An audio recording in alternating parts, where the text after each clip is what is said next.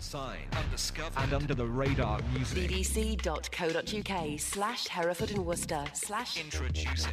Now, it is the last week of our On The Record series. I don't know if you've been following this online, but a Worcester filmmaker's been documenting what life's like on the road for some of the local musicians around Worcestershire. Jim Lowe has basically been documenting this in video format and uploading some of those clips to YouTube and also onto his blog as well. But what we've been doing is taking a few clips, which Jim's been providing for us, and giving a bit of an insight into various people's lives. We're talking about the movers and the shakers in the Worcestershire scene. And this next chap, no exception really, he's a star of the stage and screen, as well as being on stage with his band Week 13. Nick J Townsend has recently been on programmes like Spooks, I think he was on. I also saw him on The Hustle as well. He's a man with half a head of long hair, the other half bald, half a beard. You get the picture. But he decided to be different after being labelled that by bullies at school. He's one of the nicest guys you'll ever meet and has made a very successful career from, let's call it, being alternative. And he's been speaking to Jim Lowe. What were your parents like during all this time when you were sort of going, I want to be a rock star? They were furious. To them, I'd spend my entire life telling them, I'm going to be an artist, I'm going to do this, and paint pictures will one day be talked about. I'd started a band. We all wore Metallica t-shirts. We all kind of played Metallica songs. We tried writing a song and it would sound like a bad version of a Metallica song. And we all dressed like Metallica. Everyone in the band was Metallica in their own minds. I probably thought I was James Hetfield, but a kind of skinnier, spottier, less talented version.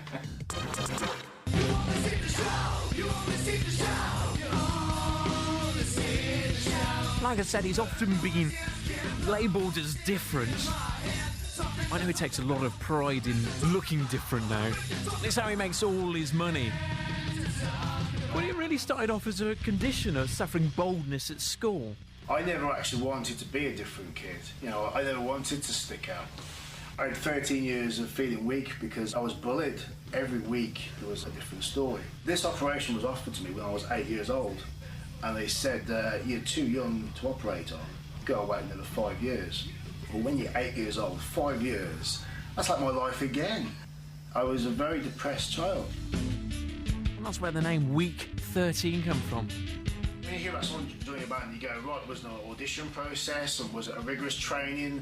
No, the credentials, like, can you play guitar? Yeah. Can you hit stuff and make it sound good? Yeah, I could do that. What, you're the drummer? Brilliant. That's solid. Right, we're a band. Yeah, and then they go out there and really they're not actually ready to play. Yeah, but no, it was a drive. We've got to go out and play gigs because we've written a song and it's our own and it'll be a hit single and then we'll have swimming pools.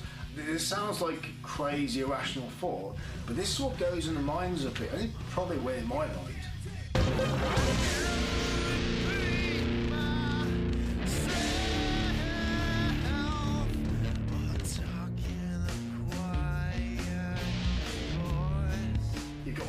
People twice your age touring and stuff and playing and recording, and you kind of look up to those guys. You go, yeah, I want to do that, and I'm going to do it. I'm going to do it next week.